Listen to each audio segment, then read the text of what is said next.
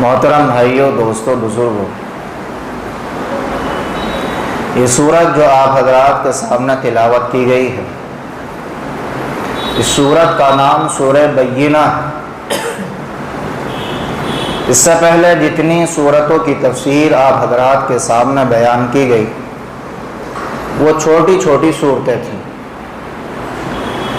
وہ صورتیں ایسی تھیں کہ جو عام طور سے نمازوں میں زیادہ پڑھی جاتی ہیں، خاص طور سے مغرب کی نماز میں۔ یہ صورت ایسی ہے کہ یہ مغرب کی نماز میں نہیں پڑھی جاتی کیونکہ بڑی صورت ہے، اور اس صورت کے اندر اللہ تبارک و تعالیٰ نے 3 چیزوں کو بیان کیا۔ اس صورت کے اندر اللہ تعالیٰ نے 3 چیزوں کو بیان کیا۔ ایک تو اللہ تعالیٰ نے اس صورت کے اندر اپنی وحدانیت کو بیان کیا، یعنی اس چیز کو بیان کیا ہے کہ خدا تو صرف میں ہی ہوں، میرے سوا خدا اور کوئی نہیں۔ ایک تو اس چیز کو بیان کیا، اور دوسرا ایک چیز کو بھی بیان کیا ہے کہ اللہ کو اپنا رب مان لینا صرف اس سے کام نہیں چلے گا۔ اللہ کو اپنا رب مان لینا صرف اس سے کام نہیں چلے گا جب تک رسول اللہ صلی اللہ علیہ وسلم کو ایک بندہ اپنا نبی نہیں مانے گا۔ ایک بندہ اس بات کا اقرار کرے میں اللہ کو مانتا ہوں لیکن محمد کو اپنا رسول نہیں مانتا تو اس کے ایمان کا کوئی اعتبار نہیں ہوگا، اس کا ایمان اس کے منہ پر مار دیا جائے گا۔ تو ایک تو اللہ تبارک و تعالیٰ نے اس کے اندر اپنے حق کو بیان کیا ہے کہ میرا حق یہ ہے کہ میرے اوپر ایمان لایا جائے، اور دوسرا اللہ تبارک و تعالیٰ نے اس صورت کے اندر جناب حضرت محمد مصطفیٰ صلی اللہ علیہ وسلم کے حق کو بیان کیا ہے کہ میرے نبی کا حق یہ ہے کہ میرے نبی کو اپنا نبی مانا جائے اور رسول مانا جائے۔ اور تیسری چیز اس صورت کے اندر اللہ تبارک و تعالیٰ نے ایک اور عقیدہ بیان کیا ہے، وہ عقیدہ یہ ہے کہ انسان مرنے کے بعد قبر میں جاتا ہے، لیکن قبر میں وہ ہمیشہ نہیں رہے گا، بلکہ ایک دن قیامت آئے گی، اور قیامت کے دن ہر ایمان والے کو، ہر انسان کو اللہ تبارک و تعالیٰ قبر سے اٹھائے گا، اور حساب و کتاب ہوگا۔ اس کے بعد جیسا کام ہوگا ویسا اللہ کی طرف سے فیصلہ ہوگا۔ تیسرا اس چیز کو بیان کیا۔ یہ 3 عقیدے اللہ تعالیٰ نے اس صورت کے اندر بیان کیے۔ پہلا کیا کہ ہمارا رب صرف اللہ ہے، اور دوسرا عقیدہ یہ بیان کیا کہ ہمارے نبی محمد رسول اللہ صلی اللہ علیہ وسلم ہے، اور تیسرا عقیدہ یہ بیان کیا کہ مرنے کے بعد قبر میں جانا ہے، اور قبر سے اللہ تبارک و تعالیٰ پھر اٹھائے گا۔ اور یہ صورت اتنی اہم صورت ہے کہ حضور صلی اللہ علیہ وسلم نے ارشاد فرمایا کہ اگر اس صورت کی اہمیت کا لوگوں کو پتہ چل جائے، اس صورت کے ثواب کا اگر لوگوں کو پتہ چل جائے تو اپنے بیوی بچوں کو چھوڑ چھاڑ کر، اپنی کمائی، کاروبار، دھن دولت، اپنے بزنس، کارخانے، اپنی فیکٹریوں کو چھوڑ چھاڑ کر اس ثواب، اس سورت کو پڑھنے میں لگ جائیں۔ اتنا بڑا ثواب ہے اس سورت کو پڑھنے میں۔ تو اس سورت کے اندر اللہ تعالیٰ نے 3 عقیدے بیان کیے، اور پھر اس سورت کے پڑھنے کا ثواب حضور صلی اللہ علیہ وسلم نے بیان فرما دیا کہ اتنا ثواب ہے، اتنا ثواب ہے کہ آدمی کو اگر پتہ چل جائے تو سب کاموں سے الگ تھلگ ہو کر اس سورت کے پڑھنے میں ہی لگ جائے۔ جیسے کہ ایک حدیث شریف میں حضور صلی اللہ علیہ وسلم نے بتایا کہ اگلی صف میں کھڑے ہونے کا ثواب اور اذان پڑھنے کا ثواب، اگلی صف میں کھڑے ہونے کا ثواب اور اذان پڑھنے کا ثواب، ان دونوں چیزوں کا ثواب اگر ایمان والوں کو پتہ چل جائے تو ان دونوں کاموں کو کرنے میں لوگوں میں لڑائیاں اور جھگڑے ہونے لگے۔ اتنا بڑا ثواب ہے اگلی صف میں نماز پڑھنے کا، اتنا بڑا ثواب ہے اذان پڑھنے کا۔ اسی طریقے سے حضور صلی اللہ علیہ وسلم نے فرمایا کہ اگر اس سورت کا ثواب پتہ چل جائے تو آدمی سب کام دھام چھوڑ کے اس سورت کو پڑھنے میں لگ جائے، لیکن اللہ تبارک و تعالیٰ نے اس سورت کے ثواب کو چھپایا ہے۔ نہ حضور نے بیان کیا اور نہ اللہ نے بیان کیا، بس اتنا بتا دیا کہ ثواب اتنا ہے، اگر ثواب پتہ چل جائے تو پھر یہ کام کرنے پر اتارو ہو جائے گا۔ تیسری چیز، یہ سورت جب حضور صلی اللہ علیہ وسلم پر اتری تو حضرت جبرائیل علیہ السلام نے حضور صلی اللہ علیہ وسلم سے کہا کہ اللہ کے رسول آپ اس سورت کو سناؤ۔ جبرائیل علیہ السلام نے کیا کہا؟ یا رسول اللہ آپ اس سورت کو سناؤ۔ اب حضور صلی اللہ علیہ وسلم نے فرمایا بھائی کسے سناؤ؟ دیکھیے دو چیزیں ہیں، ایک تو یہ ہے کہ آپ اس سورت کو پڑھو، تو پڑھنے میں تو سننا نہیں پایا جاتا ہے، بھائی میرے پاس آپ آؤ مجھ سے پوچھو کیا کر رہے ہو، بھائی قرآن پڑھ رہا ہوں، تو اس میں سنانا نہیں پایا جاتا، مطلب کیا کہ آدمی تنہا پڑھ رہا سنا نہیں رہا۔ لیکن اگر یہ کہا کہ بھئی آپ قرآن سناؤ تو اس کا مطلب اس میں پڑھنا بھی پایا گیا اور سنانا بھی پایا گیا، اس میں دونوں چیزیں پائی گئی ہیں۔ تو حضور صلی اللہ علیہ وسلم سے جب جبرائیل علیہ السلام نے کہا نا کہ یہ سورت کو سناؤ آپ، تو حضور صلی اللہ علیہ وسلم نے فرمایا بھئی سناؤں کسے؟ یہ سورت سناؤں کسے؟ میں تو خود نبی، میں تو خود اتنا بڑا نبی ہوں۔ تو معلوم ہے حضرت جبرائیل علیہ السلام نے کیا کہا؟ یہ واقعہ بخاری، مسلم، ترمذی اور نسائی شریف حدیث کی ان چاروں کتابوں میں یہ واقعہ موجود ہے۔ تو حضور علیہ السلام نے ارشاد فرمایا میں یہ سورت سناؤں کسے؟ تو حضرت جبرائیل علیہ السلام نے کہا کہ یہ سورت آپ حضرت ابی بن کعب کو سناؤ۔ حضرت ابی بن کعب یہ بہت بڑے قاری ہیں، سارے صحابہ میں سب سے بڑے قاری ہونے کا جو ٹائٹل ملا ہے وہ انہی صحابی کو ملا ہے جن کا نام حضرت ابی بن کعب ہے۔ تو اب حضور صلی اللہ علیہ وسلم نے حضرت ابی بن کعب کو بلایا اور کہا کہ ابی یا رسول اللہ حاضر ہوں، میری سورت سنو۔ کون سی؟ کہ سورہ بینہ۔ سورت کا نام کیا ہے؟ سورہ بینہ۔ تو حضرت ابی بن کعب رضی اللہ عنہ کہنے لگے یا رسول اللہ میں آپ کا قرآن سنوں، میں آپ کی سورت سنوں؟ تو حضور صلی اللہ علیہ وسلم نے ارشاد فرمایا ہاں سنو، اس لیے کہ میرے اللہ کی طرف سے امر آیا ہے، میرے اللہ کی طرف سے حکم آیا ہے۔ تو حضرت ابی بن کعب رضی اللہ عنہ نے کہا کہ اللہ کی طرف سے یہ حکم آیا کہ آپ یہ سورت مجھے سنائیں؟ حضور صلی اللہ علیہ وسلم نے فرمایا ہاں اللہ کی طرف سے حکم یہی آیا ہے کہ یہ سورت میں آپ کو سناؤں۔ تو اب حضرت ابی بن کعب رضی اللہ عنہ نے پھر سوال کیا یا رسول اللہ کیا اللہ نے میرا نام لے کر کے کہا ہے؟ میرا نام لے کر کے کہا کہ ابی بن کعب کو یہ سورت سنانا؟ تو حضور صلی اللہ علیہ وسلم نے کہا کہ ہاں اللہ تعالیٰ نے آپ کا تمہارا نام لے کر کے کہا ہے کہ اے میرے نبی آپ اپنی سورت کو ابی بن کعب کو سناؤ۔ تو حضرت ابی بن کعب رضی اللہ تعالیٰ رونے لگے، اور روئے اس وجہ سے کہ عرش پر ساتوں آسمان کے اوپر میرے رب نے میرا نام لے کر کے کہا ہے کہ یا رسول اللہ اے میرے نبی میری یہ سورت، میرا یہ قرآن اور اس سورت کا یہ حصہ ابی بن کعب کو سنو۔ میری اوقات کہ میرا رب میرا نام لے کر کے آپ کو حکم دے رہا ہے کہ ابی بن کعب کو سناؤ۔ حضور صلی اللہ علیہ وسلم نے فرمایا کہ ہاں میرے رب کی طرف سے یہی حکم آیا ہے، میرے رب کی طرف سے یہی حکم آیا ہے کہ میں یہ سورت تمہیں سناؤں۔ اب سنانے کا مطلب یہ نہیں ہے کہ یہ سنا جائے کہ کیسی پڑھنا ہے کیسی، بھائی یہ نہیں ہے بھائی میں کسی کو سناؤں تو ہو سکتا ہے میرے غلطی نکل جائے یا میری کوئی اصلاح ہو جائے، لیکن رسول اللہ صلی اللہ علیہ وسلم تو غلطیوں سے پاک ہے، تو پھر آپ کو اللہ حکم کیوں دے رہا؟ حکم اس لیے دے رہا ہے کہ کبھی پڑھ کے بھی بتایا جاتا ہے کہ تمہیں ایسا پڑھنا ہے۔ بھئی ہمارے پاس بچے پڑھتے ہیں، سبق سنا دیا تو ان کو سبق دینا پڑتا ہے، تو سبق ان کو پڑھا کر کے دیا جاتا ہے کہ ایسا پڑھو، الحمدللہ رب العالمین بیٹا پڑھو، تو اس کا مطلب کیا ہے کہ میں پڑھ تو میں رہا ہوں لیکن درست اس بندے کی کر رہا ہوں جو سامنے سن رہا ہے. اس لیے حضور صلی اللہ علیہ وسلم پڑھنے والے تو ہیں لیکن درست کس کا ہو رہا ہے؟ ابی بن کعب رضی اللہ عنہ کا درست ہو رہا ہے.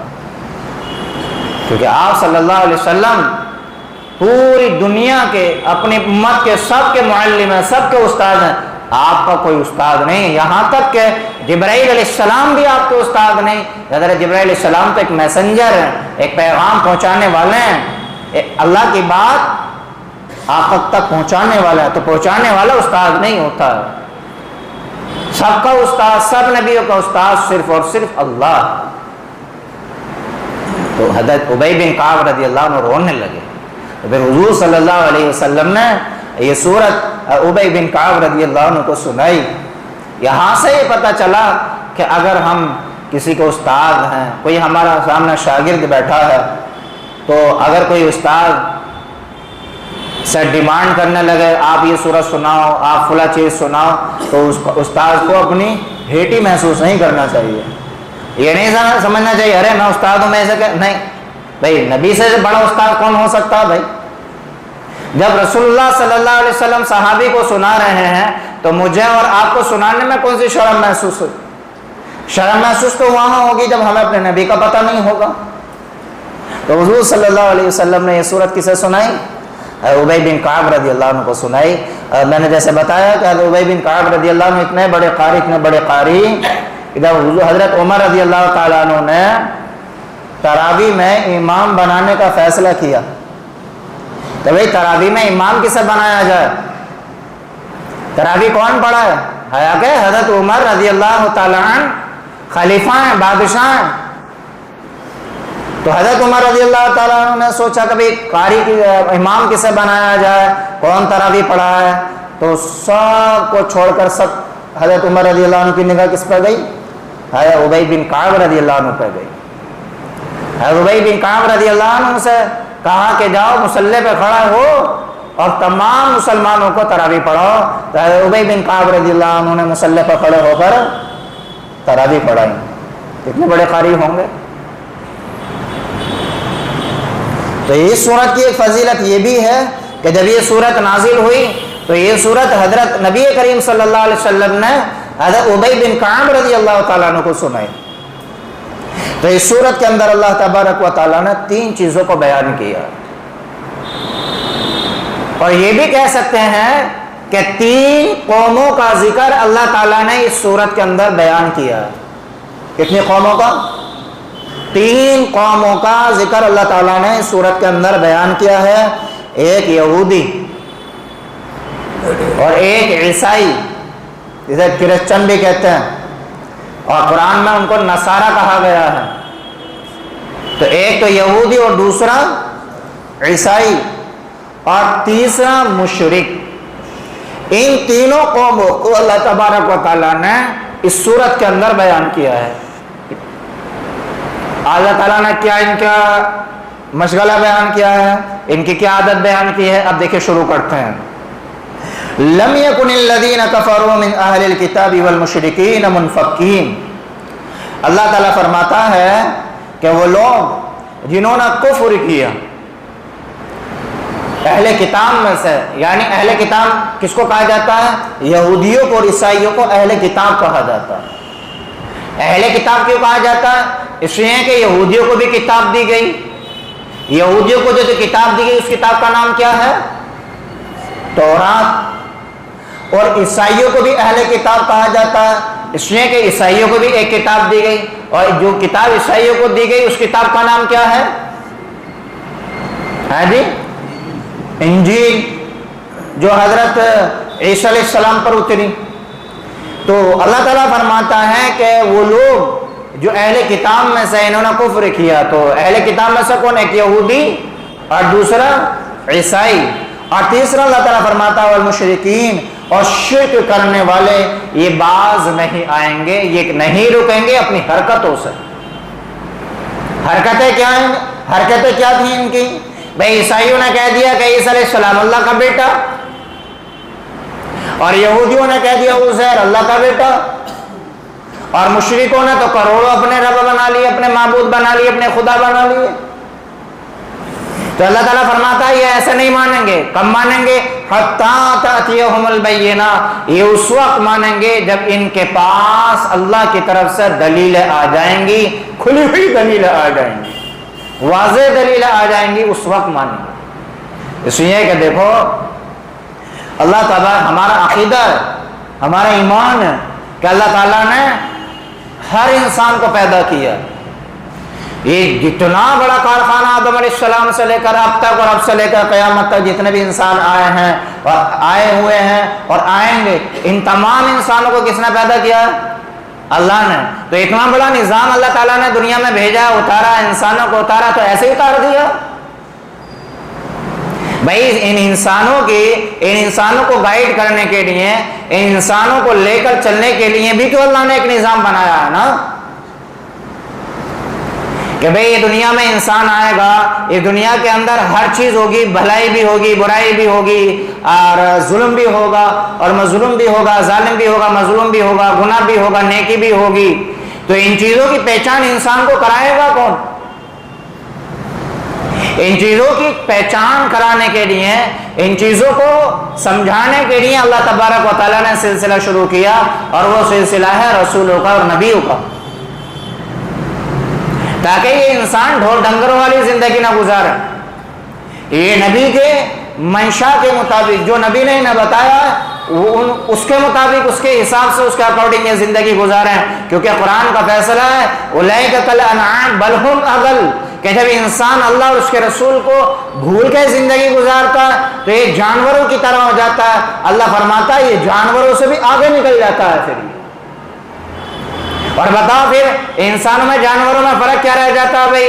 کہ جب انسان اللہ کے اور رسول کے طریقے پر نہیں چلتا تو یہی انسان پھر کھڑے ہو کے کھانا کھاتا ہے اور جانور بھی کھڑے ہو کے کھانا کھاتا ہے. تو انسان میں اور جانور میں فرق کیا رہ گیا بھائی؟ جانور تو کھڑے ہو کے کھانا اس لیے کھا رہا ہے کہ اس کے پاس عقل نہیں ہے، سمجھ بوجھ نہیں ہے، اور یہ انسان سمجھ بوجھ والا ہو کے کھڑے ہو کے کھا رہا ہے. تو بتاؤ یہ جانوروں سے آگے نکل گیا یا نہیں نکل گیا؟ کہ بھئی جب انسان اللہ اور اس کے رسول کے مطابق زندگی نہیں گزارتا تو گھڑنا نیکر پہن کرنا، بہن کے سامنے بھی پھر رہا، ماں کے سامنے بھی پھر رہا، محلے میں بھی پھر رہا، تو ایسے ہی جانور ہے، نہ اسے اپنی شرمگاہ کا پتہ، نہ اسے اپنے ننگے پن کا پتہ، اور نہ اسے یہ پتہ کہ مجھے کپڑا پہننا نہیں پہننا. تو جب انسان اللہ رسول کو بھول گیا اور جانور کو تو کچھ پتہ ہے نہیں، تو اس انسان میں اور اللہ اس میں جانور میں کیا فرق رہ گیا؟ ابھی یہی فرق کرنے کے لیے اور انسان کو ایسی حرکتوں سے روکنے کے لیے اللہ تعالیٰ نے کیا سلسلہ شروع کیا؟ رسولوں کا سلسلہ شروع کیا، نبیوں کا سلسلہ شروع کیا. اسی کو اللہ تبارک و تعالیٰ کہہ رہا حتیٰ تأتیہم البینہ. یہ مشرک ہیں، یہ یہودی ہیں، یہ عیسائی ہیں، یہ جب تک نہیں مانیں گے جب تک ان کے پاس اللہ کی طرف سے کوئی بات نہیں آ جائے گی. اب اللہ کی طرف سے بات کون لائے گا؟ اب اللہ فرماتا رسول من اللہ یتلو صحفا مطہرہ، وہ رسول ہوں گے جو اللہ کی طرف سے آئیں گے، یتلو صحفا مطہرہ، جو پاکیزہ کتابیں پڑھ کے ان کو سنائیں گے. اگر قرآن اترا تو قرآن پڑھ کے ان کو سنائیں گے، اگر انجیل دی گئی ہے تو انجیل، زبور ہے تو زبور، تورات ہے تو تورات. کیونکہ اللہ فرما کیا رہا ہے؟ یہ اللہ نے قرآن میں اتار دیا. اللہ کہنا کیا چاہتا ہے؟ یہ اللہ نے تورات میں اتارا، یہ انجیل میں اتارا، یہ زبور میں اتارا. اسی کو قرآن کہہ رہا ہے کہ رسول کا پھر کام یہ ہوگا کہ رسول کو اللہ نے بھیجا ہے. اب رسول کا کام یہ ہے کہ ان لوگوں کو قرآن پڑھ کے سنائے اور جو کتابیں ان کے اوپر اتری ہیں وہ کتابیں ان لوگوں کو سمجھائیں کہ دیکھو تمہارا رب تم سے یہ چاہتا ہے کہ تم اپنے آپ کو اللہ کا اور وقت کے نبی کا بنا کر زندگی گزارو. اگر ایسا نہیں کرتے ہو تو پھر کہاں جاتے ہو؟ تم جانوروں کی لسٹ میں چلے جاتے. پھر آگے اللہ تعالیٰ فرماتا فیہا کتب قیمہ. اللہ فرماتا یہ کتاب ایسی کتاب ہوگی جس میں کوئی ٹیڑھ پن نہیں ہوگا، جس میں کوئی کمی نہیں ہو. کیونکہ کتاب کس نے اتاری ہے؟ اللہ نے اتاری ہے. بھئی میں کام کروں اس میں غلطی ہو سکتی ہے، بھول چوک ہو سکتی ہے، آپ کریں اس میں غلطی بھول چوک ہو سکتی ہے، لیکن ایک کام اللہ کرے تو اس میں کچھ ذرہ برابر کمی ہو سکتی ہے. تو اللہ یہی فرماتا فیہا کتب قیمہ کہ یہ جو قرآن، یہ جو کتابیں ہم اتاریں گے اس میں بالکل اچھی باتیں ہوں گی اور ذرہ برابر بھی اس میں کوئی کمی نہیں ہوگی. اب ہوا کیا؟ رسول آئے، نبی آئے، قرآن اتار کر ان کو سمجھایا تو ماننا چاہیے نا بات. بھائی کیا کرنا چاہیے؟ ماننا چاہیے بات کو. دیکھو ایک تو یہ ہے کبھی مجھے پتا نہیں ہے، اور یہ والی جو بات ہے کہ مجھے پتا نہیں ہے، یہ بھی اللہ کے یہاں بات مانی نہیں جائے گی. لیکن کہیں نہ کہیں آدمی اگر پتہ نہیں ہے پھر گڑبڑ کرے تو آدمی کہیں نہ کہیں یہ سوچ کر اپنے آپ کو سمجھا لیتا بھائی چلو پتہ نہیں تھا، پھر بھی اللہ کے یہاں یہ بات مانی نہیں جائے گی. لیکن کم سے کم دل کو سمجھانے والی بات تو ہوتی ہے کہ بھائی چلو پتہ نہیں تھا، غلطی ہو گئی، معافی تلافی. لیکن بندے کو پتہ ہو پھر غلطی کرے تو یہ تو ہٹ دھرمی ہو گئی، یہ تو کیا ہو گیا، ضد ہو گئی. جب یہودیوں کے پاس، عیسائیوں کے پاس، مشرکوں کے پاس رسول آئے، یعنی کون سا رسول، ہمارے نبی آئے، اور انہوں نے سمجھایا کہ بھائی دیکھو یہ زندگی نہیں ہے، تو اب انہوں نے کیا کرا، ماننی چاہیے تھی نا بات، تو انہوں نے کیا کہا، قرآن کہہ رہا وَمَا تَفَرَّقَ الَّذِينَ أُوتُوا الْكِتَابَ إِلَّا مِن بَعْدِ مَا جَاءَتْهُمُ الْبَيِّنَاتُ. انہوں نے اور اختلاف کر دیا. حالانکہ انہوں نے تورات پڑھی، انجیل پڑھی، تورات میں، انجیل میں، زبور میں، ان کتابوں میں لکھا ہوا تھا آخری نبی آئیں گے، نام ان کا احمد ہوگا یا محمد ہوگا، وہ یتیم ہوں گے، ان کا معاملہ یہ ہوگا، ان کا حلیہ یہ، ساری چیزیں اس میں بیان تھیں. اور قرآن تو اتنا کہتا ہے کہ یہ محمد رسول اللہ صلی اللہ علیہ وسلم کو اتنا پہچانتے تھے، اتنا پہچانتے تھے، یہ اتنا اپنی اولاد کو بھی نہیں پہچانتے تھے جتنا نبی کو پہچانتے تھے. پھر بھی نہیں مانی بات. کیوں؟ حسد کی وجہ سے، کینے کی وجہ سے، کپٹ کی وجہ سے، دشمنی اور عناد کی وجہ سے نبی کی اور وقت کے پیغمبر کی بات کو نہیں مانی. وَمَا تَفَرَّقَ الَّذِينَ أُوتُوا الْكِتَابَ إِلَّا مِن بَعْدِ مَا جَاءَتْهُمُ الْبَيِّنَاتُ. ان کے پاس دلیلیں آئیں، ان کے پاس قرآن آیا، ان کے پاس اللہ کا حکم آیا، ماننا چاہیے تھا، نہیں مانے. انہوں نے اور اختلاف کر دیا. انہوں نے اتنا اختلاف کیا کہ انہوں نے مسلمانوں میں گھس کے مسلمانوں کو بہکانا شروع کر دیا. جیسے کہ آج کا زمانہ آپ دیکھنا، ایسا نبی کے زمانے میں بھی ہوا. آواز لگائی جا رہی ہے کہ بھئی یہ وقت پر جو بل بن رہا ہے مسلمانوں کے لیے خطرہ. تو کیا آپ دیکھ نہیں رہے کچھ نام کے مسلمان جو ہیں وقت بل لانے کے پکش میں کھڑے ہوئے، اور کیا کہہ رہے ہیں، نہیں یہ جو قانون بننا ہے یہ ٹھیک ہے، یہ مسلمانوں کے حق میں، اس کے حق میں کھڑے ہو گئے. ان سے یہ نہیں کہا جا رہا کہ تمہیں 140 کروڑ پاپولیشن میں سے صرف 20-25 کروڑ کی فکر ہے، تمہیں 110 کروڑ ہندوؤں کی فکر نہیں ہے، ان کی پراپرٹی، ان کی زمین اور ان کی مندروں کی زمین مسلمانوں کی وقف کی زمین سے بہت زیادہ ہے، اس پر قانون کیوں نہیں بنا رہے تم؟ وہ یہ نہیں کہہ رہے کہ بھئی تم مسجدوں کا سروے کر رہے ہو، مدرسے کا ہی سروے کر رہے ہو، مسجدوں پہ ہی بلڈوزر چل رہے ہیں. ساری مسجدیں جن کے اوپر تمہارے بلڈوزر چلے، سارے مدرسے جتنے پر تمہارے بلڈوزر چلے وہ سارے اویدھ تھے، اور پورے ہندوستان میں کوئی مندر اویدھ نہیں ہے، ان پر بلڈوزر نہیں چل رہے. تو یہ جو نام کے مسلمان ہیں جو ادھر جا کے کھڑے ہوئے ہیں، یہ محمد رسول اللہ صلی اللہ علیہ وسلم کے زمانے میں بھی ہوا ہے. اور یہ کیا کس نے؟ یہودیوں نے کیا، عیسائیوں نے کیا، مشرکوں نے کیا. کاہے کی بنیاد پہ کیا؟ پیسے کے لالچ میں، عہدے کی بنیاد پر، عہدے کے لالچ میں. اسی کو قرآن کہہ رہا ہے وَمَا تَفَرَّقَ الَّذِينَ أُوتُوا الْكِتَابَ إِلَّا مِن بَعْدِ مَا جَاءَتْهُمُ الْبَيِّنَاتُ. ان کے پاس کتاب آئی، ان کے پاس دلیل آئی، ان کے پاس رسول آئے، مانتے نہیں مانا، ماننے کے بجائے اور انہوں نے اختلاف کرنا شروع کر دیا. کیا کرا انہوں نے؟ اور اختلاف کرنا شروع کر دیا. پھر آگے کیا ہوا؟ اللہ فرماتا وَمَا أُمِرُوا إِلَّا لِيَعْبُدُوا اللَّهَ مُخْلِصِينَ لَهُ الدِّينَ. اللہ فرماتا ہے ان لوگوں کو اس بات کا حکم دیا تھا کہ بھئی اللہ کی عبادت کریں اخلاص کے ساتھ، اچھی نیتوں کے ساتھ. ان کو اس بات کا حکم دیا گیا تھا، لیکن انہوں نے نہیں مانی بات. اور اس بات کا حکم دیا تھا کہ بھئی نماز کو قائم کرو، زکوٰۃ دو، وَذَلِكَ دِينُ الْقَيِّمَةُ، اور یہی صحیح دین ہے، یہی صحیح طریقہ ہے. پھر اللہ تعالیٰ فرماتا ہے یہ کون لوگ ہیں؟ إِنَّ الَّذِينَ كَفَرُوا مِنْ أَهْلِ الْكِتَابِ وَالْمُشْرِكِينَ. پھر اللہ نے ان کا رزلٹ بتایا، یہ نہیں مانے تو اب ہم ان کے ساتھ کیا کریں گے؟ اللہ فرماتا ہے ہم نے ان کے لیے دیکھو کتابیں اتاری، نبی اتارے، اس لیے تاکہ سدھر جائیں، نہیں سدھرے تو اب اللہ فرماتا اب ان کا انجام کیا ہوگا؟ اللہ فرماتا فی نار جہنم خالدین فیہا، یہ دوزخ میں جائیں گے، یہ اس میں ہمیشہ رہیں گے. اولئک هم شر البریہ، اور یہ سب سے بدترین مخلوق ہے. دنیا میں اس سے بڑا انسان کوئی نہیں ہے جو رب کو بلا کے زندگی گزارے، اس سے برا انسان کوئی نہیں ہے جو اپنے نبی کو بھلا کر زندگی گزارے، اسی کو اللہ کہہ رہا ہے یہ برے لوگ ہیں۔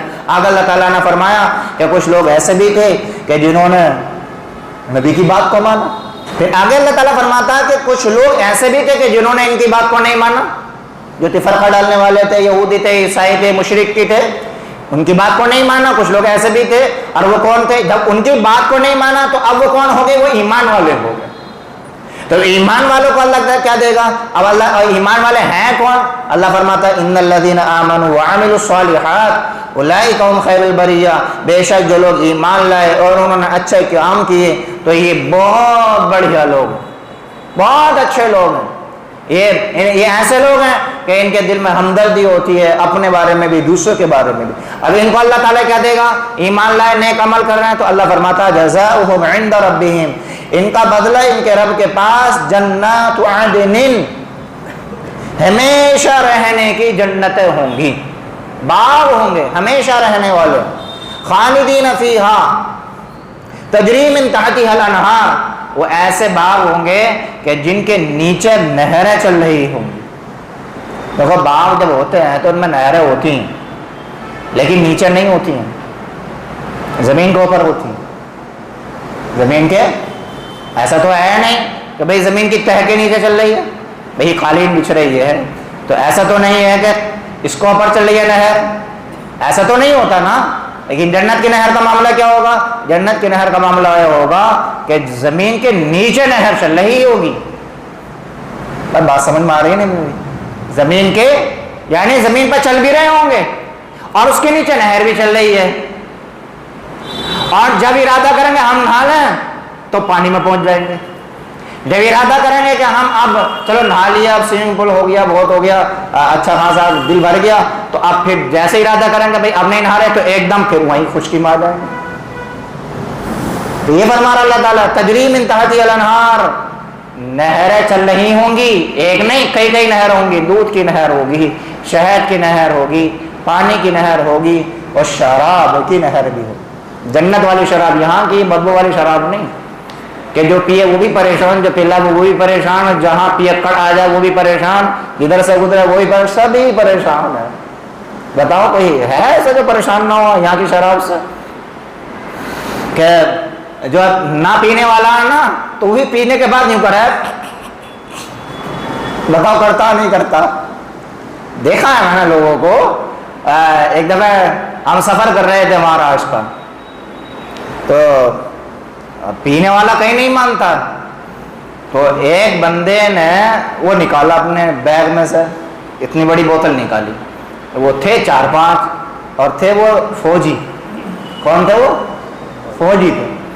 اب وہ سلیپر میں بیٹھے تھے، کیونکہ سلیپر میں اس لیے بیٹھ گئے ہم فوجی ہیں، چیکنگ ویل کرنے والا آ رہا ہے تو جی اسٹاف ہے۔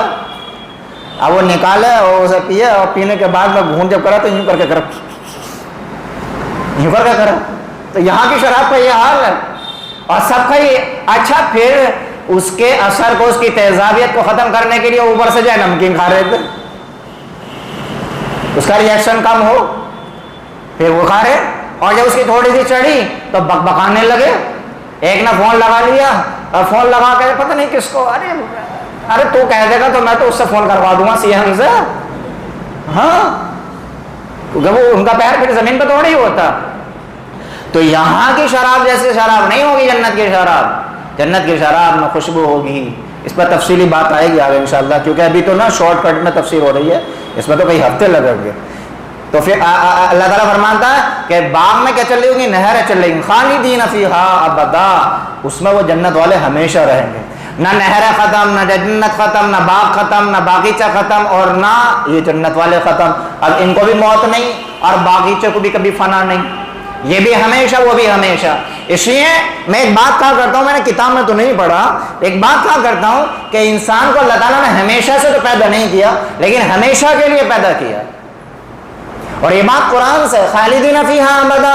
جب ایمان والوں کو اللہ کہتا ہے جنت میں رہیں گے تو ان کو کہتا ہے یہ ہمیشہ رہیں گے جنت میں، اور جب کافر کو اللہ دوزخ میں ڈالنے کی بات کرتا ہے تو اللہ کافر کے بارے میں بھی کہتا ہے خالدین فیہا ابدا، کہ یہ بھی دوزخ میں ہمیشہ رہیں گے، جنت والے ہمیشہ جنت میں ہمیشہ، اور کفر کرنے والے دوزخ میں ہمیشہ۔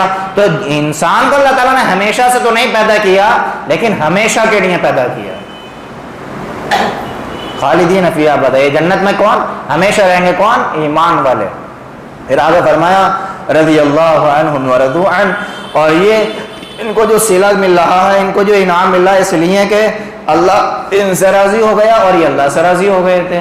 اللہ کی طرف سے جو بھی فیصلے ہوئے، انہوں نے جو بھی کام کیا اللہ کی رضا کی خاطر کیا، اللہ کی طرف سے جو بھی فیصلے ہوئے اس پر راضی ہو گئے۔ اللہ تعالیٰ نے فرمایا آگے ذالک لمن خشی ربہ، اور یہ جنت اور یہ رضا اس شخص کے لیے ہے جو اپنے رب سے ڈرتا ہے۔ جنت کے باغی تھے، جنت کی نعمتیں کس کے لیے ہیں بھائی؟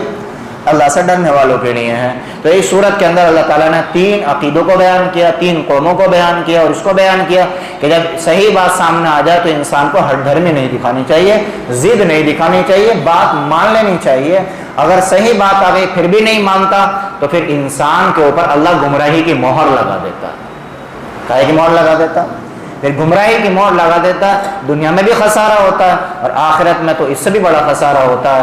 تو آج کی تفسیر سے ہمیں سبق اور میسج یہی ملا کہ جب ہمارے سامنے صحیح بات اور حق بات آ جائے تو مان لینے میں ہمارا دنیا کا بھی فائدہ اور آخرت کا بھی فائدہ ہے۔ اللہ ہم سب کو عمل کی توفیق عطا فرمائے۔